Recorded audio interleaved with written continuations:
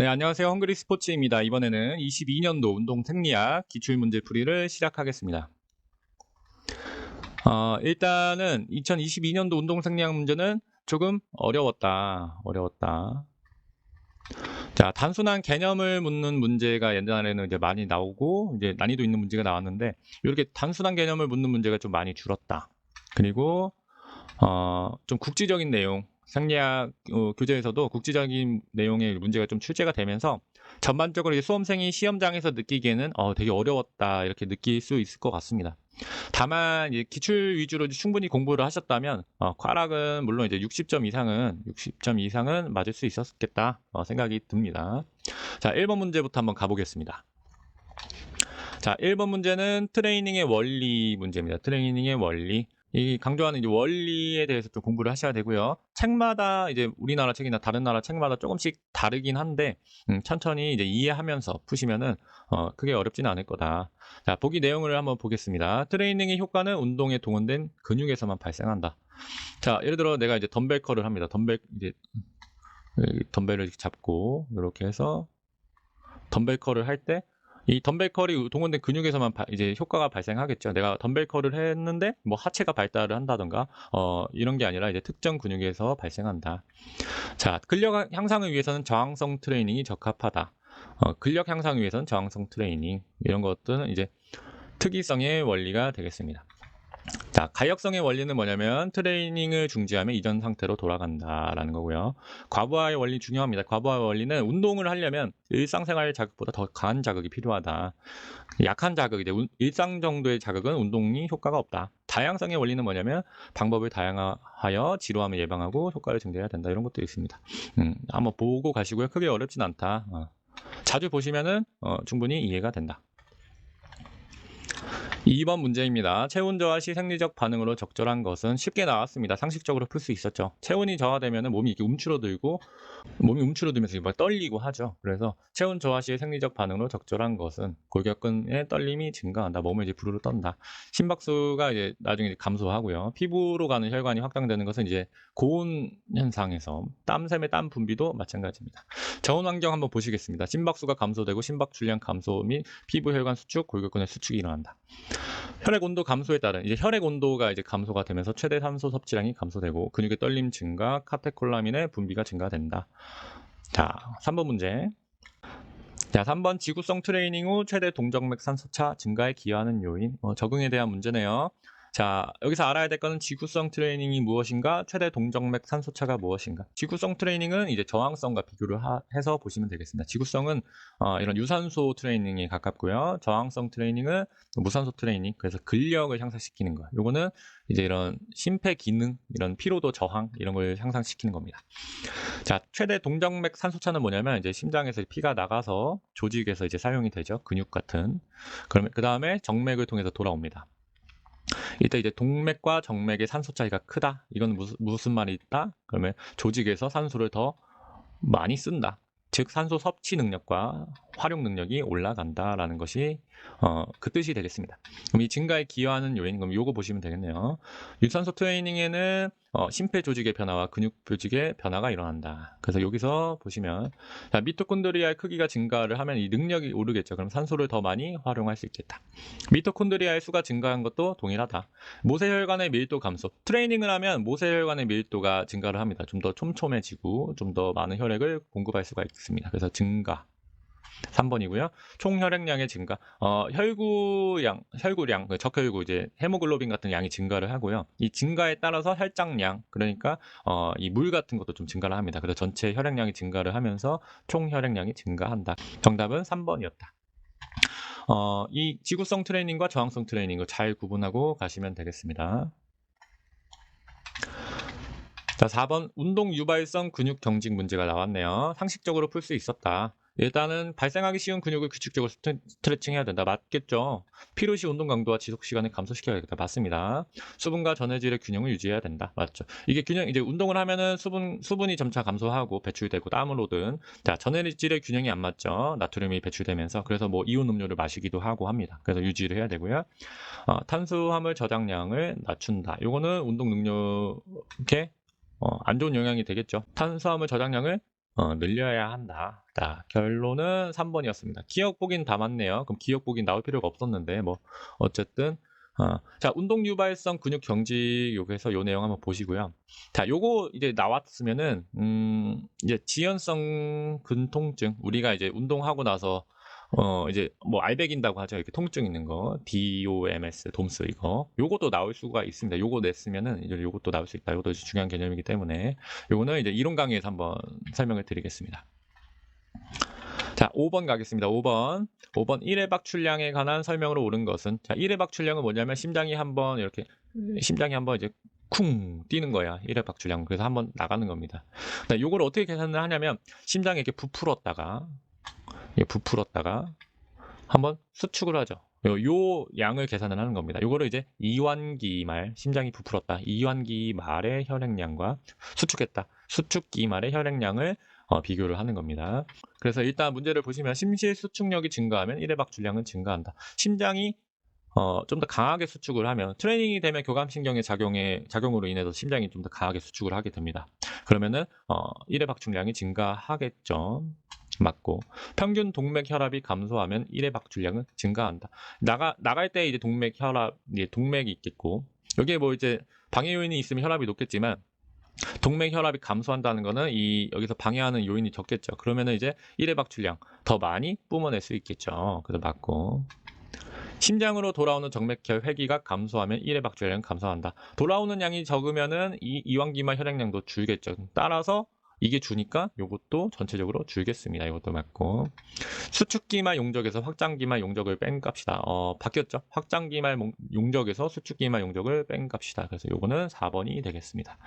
심박출량은 뭐냐면 이런 1회 박출량이 분당 일어나는 것을 심박출량이라고 합니다. 영향 요인은 이 수축하는 이 파워도 있겠고, 여기서 이제 나갈 때 방해하는 요인, 평균 동맥 혈압이 있겠고, 돌아오는 양, 정맥혈 회기량, 총혈액량 등이 있겠다. 자, 지구성 트레이닝을 하면 1회 박출량이 증가한다. 왜 증가하냐? 이렇게 두 가지 요인으로 나눌 수 있다. 공부하시고요. 고강도 운동 시에 심박출량 증가 요인은 이렇게 된다. 이것도 이론 강의에서 다시 자세히 설명드리겠습니다. 6번.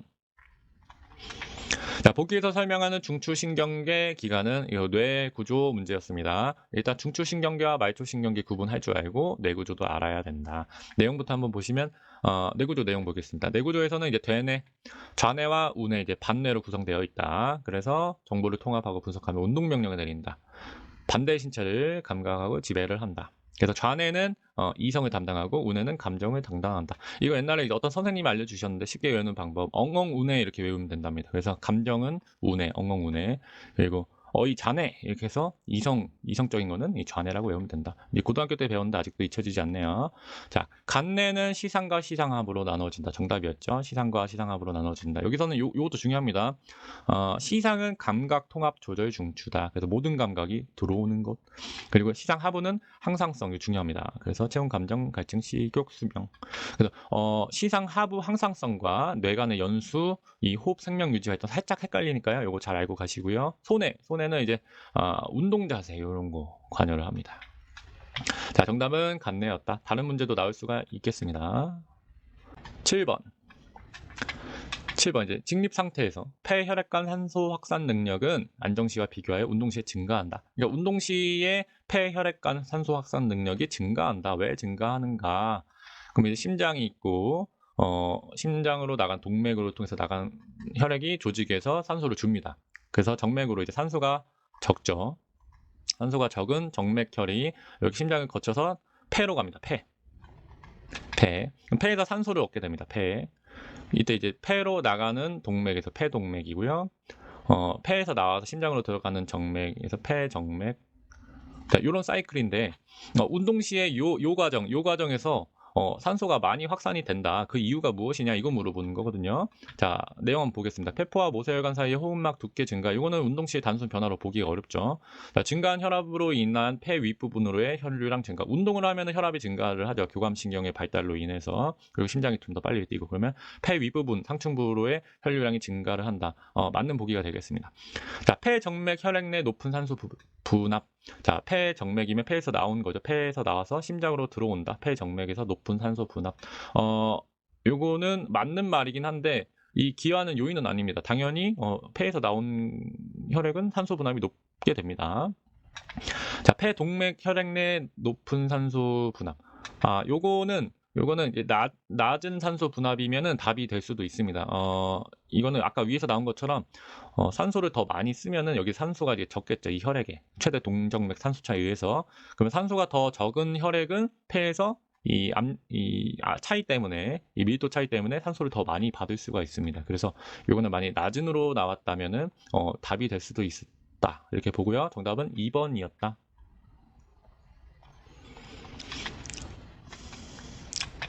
자, 8번 문제입니다. 건강 체력 요소 측정.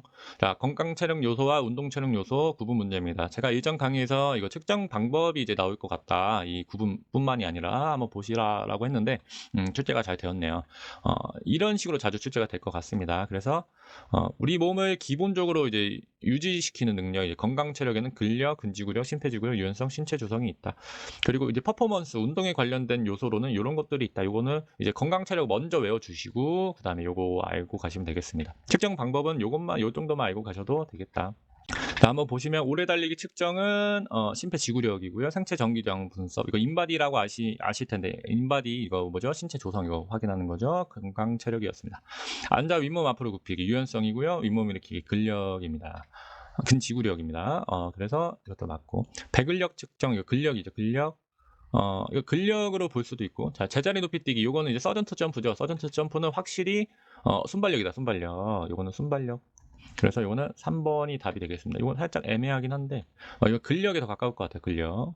자, 팔굽혀펴기는 이제 근력 근지구력이고요. 악력은 완벽히 근력입니다. 그래서 정답은 3번 이렇게 알고 가시겠습니다. 자, 9번 문제입니다.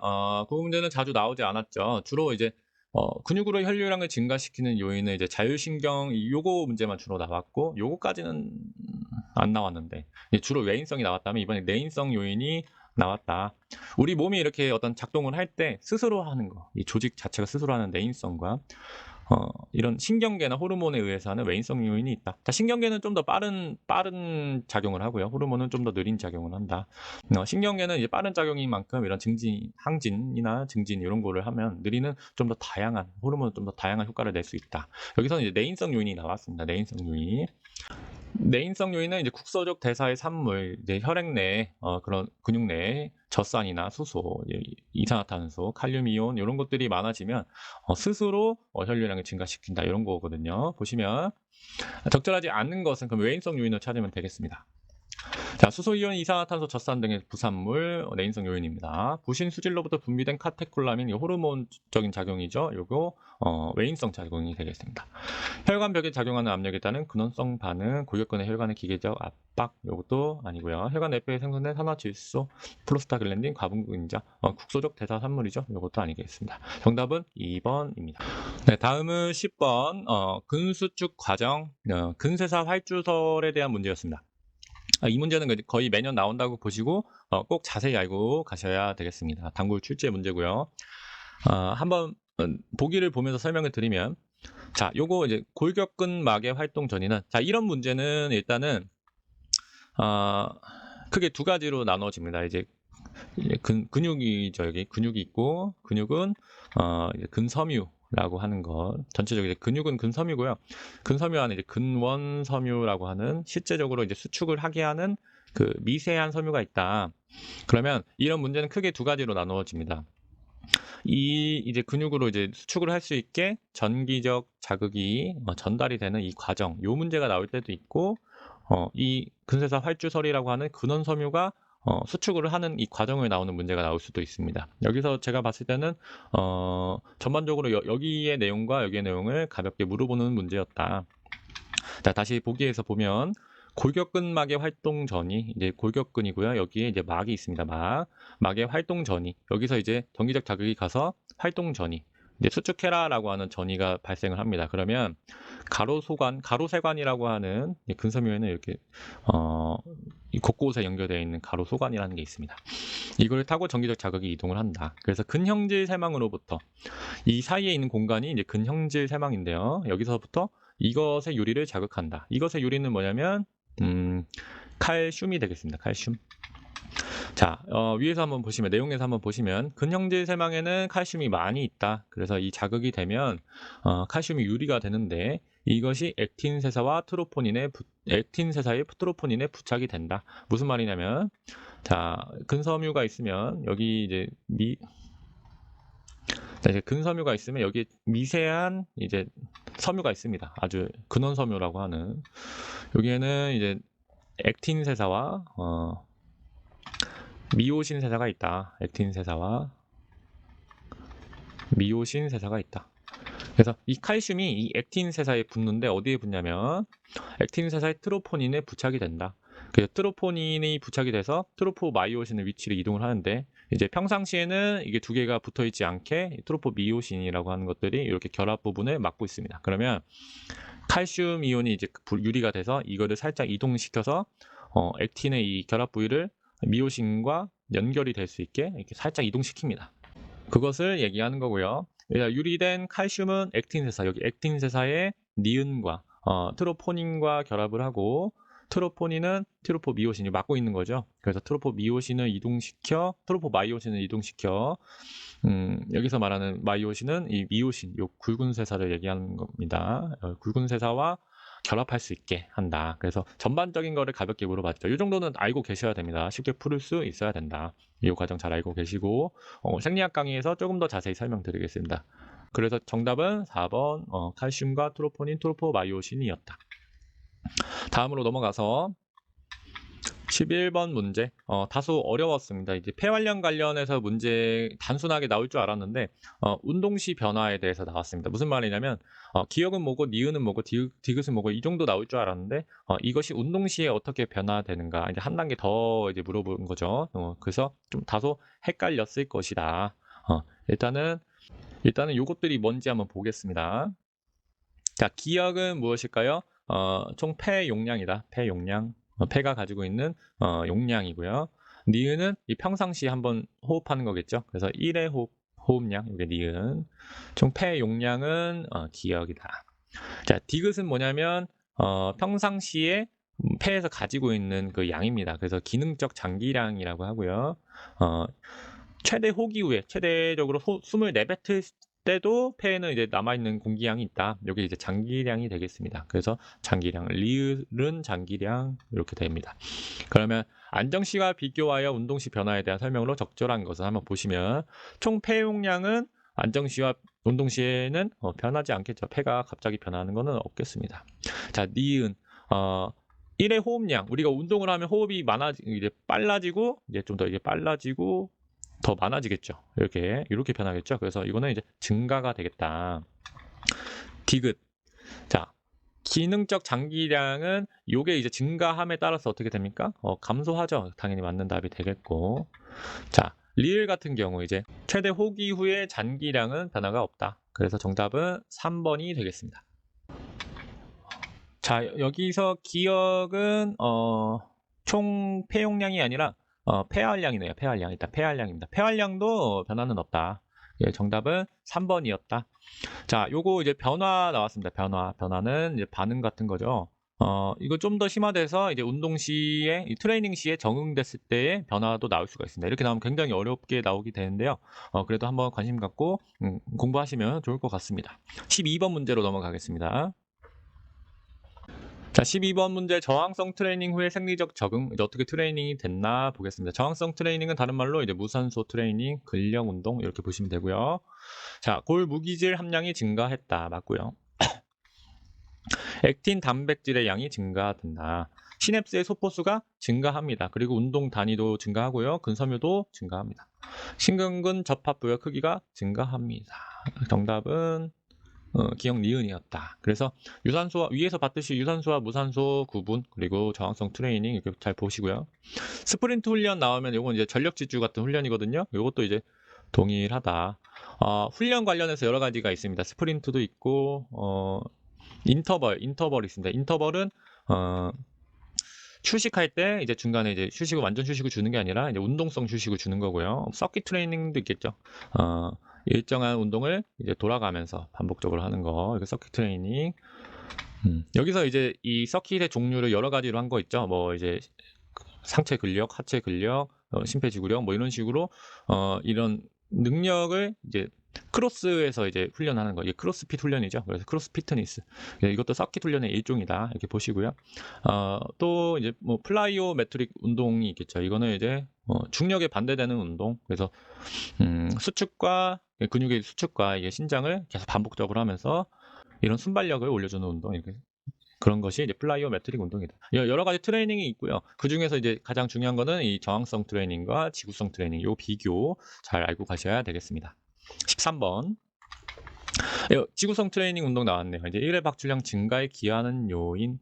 그래서 아까 이제 5번 문제와 비슷하죠. 그래서 이런 문제는 잘 정리하고 가시면은 어떤 좀 어렵게 나와도 풀 수 있다. 자, 트레이닝이 됐고 1회 박출량이 증가했다. 아까 1회 박출량 뭐예요? 이완기마 용적에서 수축기마 용적을 뺀 거죠. 그럼 이게 증가했다는 거는 요게 늘었거나 요게 더 감소했거나 그러니까 더 많이 내뿜었거나입니다. 그러면 보시면 동일한 운동 시 이거는 조건이죠. 확장기마 용적이 감소했다. 아니죠. 확장기마 용적이 증가해야 내뿜을 수 있는 혈액도 많아지겠죠. 기억 아니고. 수축기마의 용적이 증가했다. 감소해야 더 많이 내뿜은 거겠죠? 아닙니다. 일단 답은 디귿 리을인데 한번 보면 확장기 혈액의 충만 시간이 증가했다. 요거는 좀 한 단계 더 가야 되는데 자, 심박출량을 봤을 때 이제 분당 심박수와 1회 박출량의 곱으로 구합니다. 근데 트레이닝이 되면 이 심장의 능력이 좋아져서 1회 박출량이 증가를 하게 됩니다. 그러면 우리 몸은 어떻게 적응을 하냐면 동일 1분당 심박수를 낮추게 됩니다. 그래서 내가 더 많이 박출할 수 있기 때문에 심박수를 적게 운영을 하는 거죠. 심장을 좀 더 쉬게 해주는 거죠. 그래서 이런 거 이제 운동 생리학적으로 이제 스포츠 심장, 스포츠 헐트라고 부릅니다. 그러면 심박수가 낮아진다는 건 뭐예요? 이제 심장이 그만큼 더 많이 충만될 수 있는 시간이 증가한다. 요거 말하는 겁니다. 그래서 요거는 하나 더 간 건데 일단 맞는 답이다.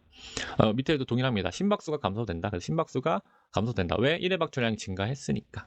그래서 동일한 답이 되겠습니다. 답은 4번입니다. 14번 가겠습니다. 14번. 자, 보기에 기억 니은에 들어갈 내용으로 바르게 나열된 것은 역학에서도 나오긴 하는데 이제 생리학에서도 근수축 종류가 나옵니다. 그래서 요거는 알고 계시면 두 과목 모두 이제 풀 수 있다. 되게 이제 근 길이 기본적인 거를 물어보는데 요거는 풀 수 있는데 요 속도와 파워의 관계 요거를 이제 요 문제가 나왔네요. 요거 좀 헷갈리는데 잘 알고 가셔야 되겠습니다.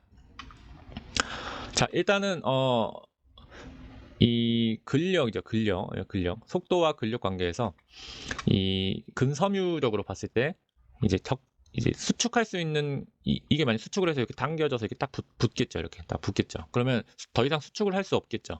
이 상태와 많이 늘어나 가지고 더 수축을 할 수 있는 상태 그리고 평상시 상태 요거를 알고 가셔야 됩니다. 그래서 평상시 상태가 가장 근력을 많이 낼 수 있다. 그러니까 수축을 할 수 있는 섬유가 이완돼 있다. 서로 연결되어 있지 않다라는 거고요. 일단 그게 이제 휴식기다. 휴식기. 그래서 이제 휴식기에서 단축성 수축. 이거 나중에 설명 한번 더 드리겠습니다. 단축성 수축을 하면은 점점 더 이제 근섬유가 서로 붙겠죠. 서로 붙으면서 더 이상 서로 당길 공간이 없겠죠. 당길 공간이 없어지면서 근력은 점점 줄어든다. 자, 요거 알고 가시고. 자, 신장성 수축은 공부하셨던 분들은 이제 근육이 늘어나면서 힘을 발휘하죠. 그러니까 점점 더 근육이 늘어나면서 서로 이제 버티고 있습니다. 그래서 근력이 점점 더 강한 근력을 낼 수 있다. 그리고 신장성 수축, 원심성 수축이라고 하고 이거는 단축성, 구심성 이렇게 얘기를 합니다. 자, 더 돼서 어떻게 될까요? 여기 이제 더 넘어가면 이 부분은 근 파열이 일어나겠죠. 더 이상 못 버티니까. 요거 이제 이제 금방주나 골직원 기관이랑도 연결이 되긴 하는데 그냥 이렇게 설명드리면 쉽게 이해하실 수 있습니다. 그래서 당기다 보면 더 이상 힘이 이제 당길 수가 없기 때문에 근력이 이제 줄어들고 점점 더 하면서 더 큰 힘을 낼 수 있다. 점점 더 늘어지면서 더 큰 힘을 낼 수 있다. 버티면서 그러면 신장성. 그래서 이거는 이제 수축 속도와 같이 보시면 됩니다. 그러면 점점 더 빨리 수축을 할수록 더 빨리 근력을 못 내겠고요. 점점 더 빨리 될수록 더 큰 힘을 내겠죠. 이렇게 외우는 게 가장 이해가 잘 되실 겁니다. 그래서 보시면 골격근의 신장성 수축은 수축 속도가 빠를수록 수축 속도가 빨리 갈수록 그러니까 더 빨리 이쪽으로 갈수록 큰 힘이 생성된다. 빠를수록. 동일 골격근에서 단축성 수축은 신장성 수축에 비해 같은 속도, 예를 들어 요렇게 했을 때 같은 속도에서 비교적 적은 힘이 발생된다. 적은 힘이 발생되죠. 그래서 정답은 1번이 되겠습니다. 15번으로 넘어가서 15번 혈액순환 시에 혈압의 감소가 가장 크게 발생하는 혈관은 이건 좀 기본적으로 나왔던 문제네요.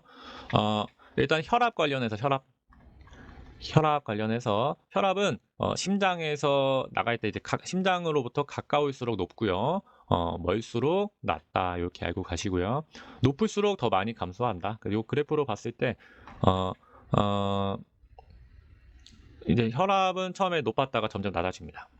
그리고 최저 혈압도 대동맥에서는 이 값이 좀 크지만 조직이나 모세혈관으로 갈수록 점점 더 줄어들고 나중에는 정맥에 갈수록 혈압의 차이가 크게 없다. 그래서 자, 혈액순환 시 혈압의 감소가 가장 크게 발생하는 혈관은 대동맥이다. 순서는 심실에서 나갔을 때 대동맥, 조직, 대정맥, 우심방, 우심실 이렇게 체순환과 폐순환 요것도 알고 가시면 좋을 것 같습니다. 어디에서 산소가 많고 어디서 이산화탄소가 많은지 이런 것도 알고 가시면 좀 더 이해가 잘 되겠네요. 자, 16번 스프린트 트레이닝 후에 나타나는 생리적 적응. 아까 나왔죠. 전력 질주 같은 거. 이거 뭐죠? 지근 섬유를 발달시킬까요? 아니죠. 속근 섬유가 발달됩니다. 그리고 해당 과정을 통한 ATP 생산 능력이 향상되겠죠. 적응 1번입니다. 자, 요거 자주 나오는데요. 세트로 알고 가시면 됩니다. 저항성 트레이닝은 무산소는 속근 이렇게 아시고, 지구성 트레이닝은 유산소는 지근, 그리고 그 내용 이렇게 세트로 알고 가시고, 스프린트는 저항성 트레이닝에 가깝다.